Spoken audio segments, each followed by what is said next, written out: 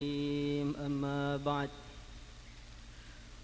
اللهم صل على سيدنا محمد قبل كل كلام. اللهم صل على سيدنا محمد عند كل كلام. اللهم صل على سيدنا محمد بعد كل كلام. اللهم صل على سيدنا محمد عدد الأسماء والأبصار. اللهم صل على سيدنا محمد عدد ما وسعه علم الله. قال الله تعالى في كتابه الكريم: وأما بنعمة ربك فحدث. وسئل النبي صلى الله عليه وسلم عن صوم يوم الاثنين قال: ذاك يوم ولدت فيه. Para hadirin yang dimuliakan oleh Allah Subhanahu wa taala. Dalam satu riwayat, nanti setiap orang di akhirat akan dipanggil, dihadapkan kepada Allah Subhanahu wa taala. Faridan farida, akan dihadapkan oleh Allah Subhanahu wa taala satu persatu dengan tanpa ada terjemah. Akan menghadap kepada Allah Zat yang maha tinggi, yang maha pengampun dan maha penyiksa. Maka Allah Subhanahu wa ta'ala akan bertanya kepada hamba tadi: Abdi, atadhkuru yawma kadha wa kadha, sa'ata kadha wa kadha, idh aghlaqta alayka al-bab, wa satarta min a'yunin nas, wa lam tastahi min nadhari ilayk. Abdi, lima ja'altani ahwanan nadhirina ilai. Wahai hambaku, apa kamu tidak ingat pada bulan ini, pada tahun ini, pada jam ini, ketika kamu menutup rapat pintu rumah, dengan begitu rapatnya kamu masuk dalam rumah, kemudian kamu maksiat di situ. Dan sama sekali kamu tidak malu dengan pandanganku kepada kamu. Abdi, lima ja'altani ahwanan nadhiri. Wahai hambaku, kenapa kamu jadikan pandanganku ini adalah pandangan yang paling tidak penting dalam hidup? Maka Al-Habib Ali Al-Jufri mengatakan jawaban dari pertanyaan ini bahkan lebih berat daripada siksa neraka. Wahai hambaku, kenapa kamu jadikan pandanganku ini yang paling tidak penting dalam hidup? Bagaimana pandangan tetangga saya? Bagaimana pandangan guru saya? Bagaimana pandangan murid saya? Tidak pernah kamu pertimbangkan bagaimana pandangan Allah kepada saya. Maka pada majlis yang mulia malam ini, Allah Subhanahu wa ta'ala memandang zahir kita, memandang batin kita, memandang hatinya setiap orang yang hadir dalam majelis ini. Maka bagaimana kita datang ke sini, kita bersihkan hati kita murni karena dorongan-dorongan agama, mencari ridha Allah, gembira atas lahirnya Rasulullah, bukan karena dorongan-dorongan dunia, sehingga majlis kita yang mulia ini menjadi majlis yang dibangga-banggakan Allah di depan para malaikatnya. Hadirin yang dimuliakan oleh Allah Subhanahu wa ta'ala. Dan amalan yang ikhlas karena Allah inilah amalan yang akan diganjar oleh Allah Subhanahu wa ta'ala. Maka dalam kitab I'anatul Talibin diceritakan dulu ada seorang pemuda. Yang pemuda tadi amalannya begitu buruk, muamalahnya begitu buruk, ibadahnya begitu buruk, bahkan dia sering melakukan maksiat-maksiat, sehingga orang-orang manggil dia ini sebagai pemuda yang fasik. Masyarakat di Basrah sana sudah tidak ada simpati lagi dengan dia. memandang dia dengan pandangan yang ahli maksiat ini, memandang dia dengan pandangan begitu hina, ini orang yang tidak mementingkan agama. Maka pemuda tadi yang hari-hari maksiat tiba-tiba mati. Setelah dia mati, tidak ada satupun orang yang memandikan dia. Bahkan tetangganya sendiri tidak mau nyolatkan dia, tidak mau ngurus jenazah dia, sehingga jenazahnya itu di dalam rumah tidak ada yang ngurus satupun. Orang-orang mengatakan biarkan jenazah dia, tidak usah diurus. Sebagai pelajaran bagi orang-orang yang nakal, bosnya kalau mereka nakal mati nggak akan ada yang mau nyolatkan mereka. Maka tiba-tiba terdengar suara tanpa rupa, Ishhadu janazata wali min awliyai fa innahu azizun indi. Wahai penduduk Basrah, kamu urus jenazahnya. Dia ini adalah laki-laki, salah satu dari wali-waliku. Dia ini orang yang punya posisi hebat, posisi mulia, posisi istimewa di sisiku. Maka semua orang ini bingung. Tapi mereka langsung datang, mandikan, nyolati dengan berpikir, itu amalannya apa? Kami tetangganya tidak pernah melihat perbuatan baik yang tampak, itu nggak pernah lihat. Amalannya apa? Ditanya ke keluarganya, nggak tahu juga. Ditanya kepada anak istrinya, mereka berpikir berbulan-bulan tidak ada jawaban tentang amalan yang dia simpan, yang dia sembunyikan. Maka tiba-tiba ada satu ulama ini istikharah, zikir sampai, ya Allah, tunjukkan kepada saya sebenarnya amalannya dia itu apa. Sampai dikatakan waliyum min awliyai innahu azizun indi. Amalan dalamnya tampak dari luarnya didipan-dipan. Orang-orang Baghdad bingung, tidak ada amalan yang saya sembunyikan. Kamu terlalu banyak memandang jelek saja. Ya, amalan kamu apa? Amalan saya ini, apa itu? Setiap datang bulan Rabiul Awal, maka saya ini terbesit dalam hati saya, ini bulan mulia, ini bulan istimewa. Nabi dilahirkan pada bulan ini, yang mana hidayah itu menjadi tersebar seluruh dunia. Maka saya harus mengagungkan bulan ini.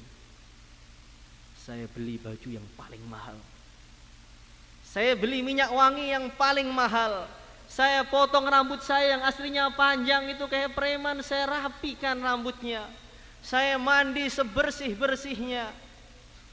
Setelah badan saya bersih, saya membuat di rumah saya ini maulid kecil-kecilan. Saya baca maulid Nabi. Dengan begitu ikhlas saya mengatakan, ya Allah, walaupun saya ahli maksiat, tapi saya menghormati Nabi-Mu, ya Allah. Itulah amalan yang menghilangkan, menghapuskan seluruh dosa saya, dan saya dikumpulkan bersama para wali-walinya Allah Subhanahu wa ta'ala. Maka pada bulan yang mulia ini ada maulidan. Maulidan itu bukan hajatnya Al-Fatah, bukan hajatnya mahalah-mahalah, bukan hajatnya kiai saja, tapi ini hajatnya setiap orang yang merasa gembira dengan datangnya Rasulullah sallallahu alaihi wasallam. Maka orang Temboro ini, orang santri ini kaya. Setiap kamar bikin maulid masing-masing. Kalau 10 Muharram saja, mulai orang yang paling kaya sampai paling miskin, pada hari itu berlomba-lomba mengeluarkan uang sebanyak-banyaknya, sedekah sebanyak-banyaknya, demi kemaslahatan supaya rizkinya setahun longgar semuanya. Berarti justru pasti harus ketika maulid Nabi ini kita keluarkan harta kita yang lebih banyak lagi, karena ini untuk kemaslahatan dunia dan kemaslahatan akhirat kita. Bagaimana? Siap atau tidak? Nggak usah besar-besar.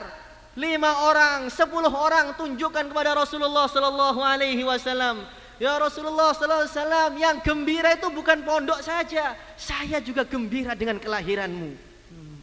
Jangan maulid Nabi malah mencari keuntungan, cari makan gratis. Hari ini hari korban, bukan hari menunggu orang yang korban. Bagaimana? Siap?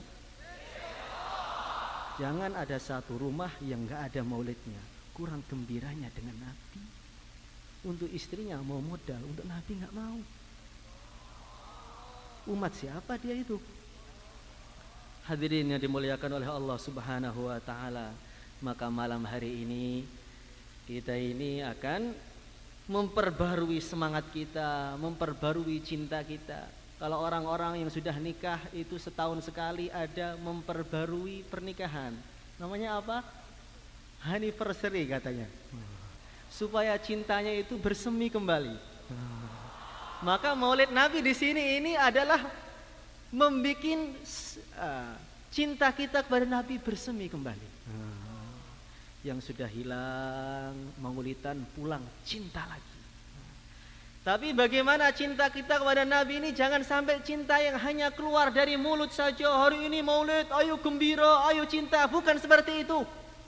Bagaimana cinta kita ini, cinta yang dari mulut jatuh ke hati, dari mata jatuh ke hati, dari telinga jatuh ke hati. Bahkan dari seluruh tubuh jatuh ke hati. Bagaimana? Enggak tahu bagaimana. Hadirin yang dimuliakan oleh Allah Subhanahu wa taala. Kita lihat itu cintanya Sayyidina Abu Bakar As-Siddiq radhiyallahu taala anhu kepada Nabi. Dalam satu riwayat dinyatakan ketika Rasulullah sallallahu alaihi wasallam bersama Sayyidina Abu Bakar itu hijrah ke Madinah, maka dalam perjalanannya Nabi itu haus, Sayyidina Abu Bakar juga sangat haus, nyari minuman enggak ada, lewat padang pasir. Maka Abu Bakar mengatakan, "Ya Rasulullah sallallahu alaihi wasallam, kau tunggu di sini, saya cari minuman sebentar ya Rasulullah." Sallallahu alaihi wasallam. Maka beliau nyari minuman, setelah dapat, "Ya Rasulullah, ini ada minuman sedikit engkau." Fasyariban Nabi sallallahu alaihi wasallam, thumma syariban Nabi hatta irtawaitu. Maka Nabi itu minum sehingga dahaga beliau mulai hilang. Minum lagi tambah seger sampai beliau kenyang. Ketika beliau kenyang saat itu juga saya juga langsung kenyang. Saya kenyang bukan karena saya minum, saya kenyang karena saya melihat kekasih saya sudah kenyang.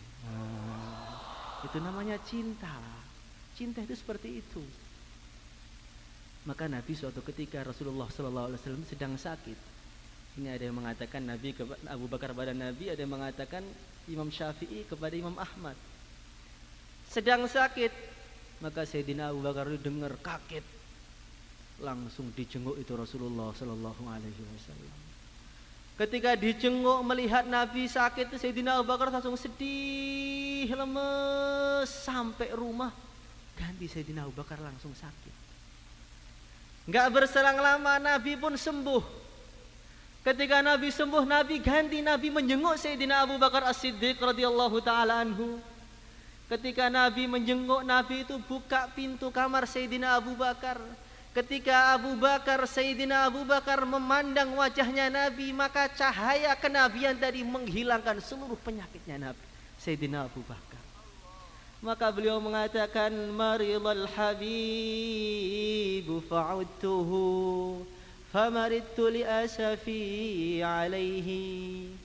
Syufiyal habibu fazarani fashufitu li nadhari ilaih." Maridul habib, kekasihku sakit. Fa'udtuhu, kemudian aku menjenguknya. Famaridtu li asafi alaih, kemudian saya juga ikut sakit karena saya sedih melihat kekasihku sedang sakit. Syufiyal habib, kemudian Nabi itu sembuh. Fazarani, kemudian beliau itu ziarah kepada saya. Fasyufitu li nadhari ilaih, maka saya langsung sembuh karena saya memandang wajah Rasulullah sallallahu alaihi wasallam. Wa maridin anta aiduhu qad atahu Allahu bil faraji Kalau ada orang sedang sakit, sangat sakit, kemudian Nabi datang, maka pedihnya rasa sakit sama sekali tidak seimbang dengan nikmatnya memandang wajah Nabi. Hadirin yang dimuliakan oleh Allah Subhanahu wa taala. Satu kisah lagi Sayyidina Abu Bakar juga ini. Orang yang cinta itu Masya Allah, hatinya itu betul-betul nyambung. Sayyidina Abu Bakar itu ketika Fathu Makkah, maka ada kegembiraan yang sangat istimewa. Ayah beliau Abu Quhafah masuk Islam. Maka Sayyidina Abu Bakar itu gembira sekali, ini ayah saya masuk Islam, berarti dia akan selamat dari neraka di saat banyak ayahnya sahabat yang tidak masuk Islam. Ketika gembira sebentar langsung nangis, tampak sedih mukanya. Maka Nabi bertanya, wahai Abu Bakar, ini hari kegembiraan. Aslama abuk wa naja minan nar. Ayahmu sudah masuk Islam, ayahmu sudah selamat dari neraka, kenapa kamu malah nangis? Ini bukan hari sedih, ini hari gembira. Tangisan kamu tuh bukan tangisan gembira, tapi tangisan kamu tuh tangisan sedih. Apa jawaban beliau? Mengatakan, ya Rasulullah sallallahu sedih karena saya membayangkan seumpama pada hari ini yang Islam itu Abu Thalib, tentu wajah engkau akan lebih gembira melebihi wajah engkau yang sekarang, dan saya ini lebih gembira melihat engkau gembira daripada saya sendiri yang gembira. Begitulah orang yang cinta.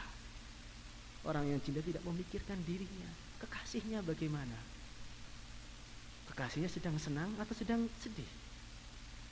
Kalau kekasihnya sedang senang, walaupun dia kesedihan 1000 musibah datang, dia akan gembira melihat kekasihnya gembira. Saya ingat terakhir ini, saya ingat ketika ada acara di Banyuwangi sana, itu Kiai Zaron Tefur Abdillah itu kan bayan. Yang bayan itu ada 8 ulama, semua ulama besar, semua habaib. Mereka bayan dengan begitu indahnya, semua orang sudah terpana semua. Acaranya begitu meriah, solawatannya meriah, yang datang begitu banyak, ribuan. Ketika kiai itu mulai bayan, maka beliau nangis. Beliau mengatakan, hari ini semua gembira, yang punya acara gembira, ulamanya gembira, pendengarnya gembira, yang bikin terop gembira, penjualnya gembira, semua pada hari ini gembira. Cuman hati saya teringat gimana perasaan Rasulullah sallallahu alaihi wasallam di Madinah saat ini.